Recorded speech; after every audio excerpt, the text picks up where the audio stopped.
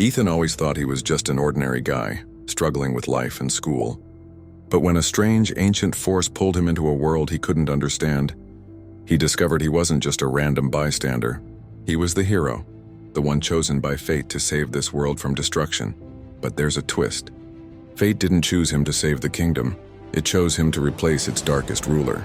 Caught between loyalty, betrayal, and the power of destiny, Ethan must fight not only for survival but to reclaim his right to control his future.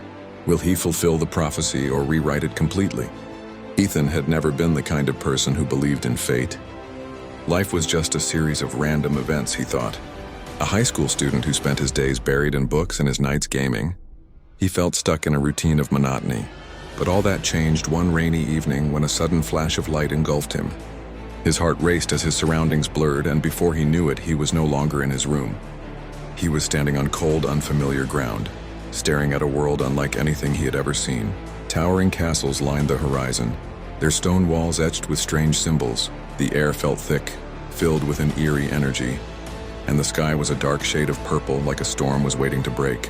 Panic surged through him as he took in the sight. Where was he? How had he gotten here?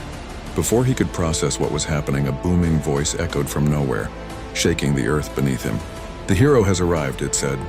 Ethan's breath hitched in his chest as soldiers in ornate armor surrounded him, their swords drawn.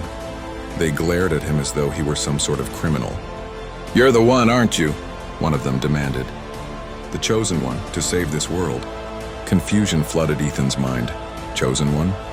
What were they talking about? He was just a regular guy, no hero. But the strange voice continued, claiming that he was summoned to stop a dark force threatening the kingdom. In that moment, Ethan realized that whatever had brought him here wasn't a coincidence.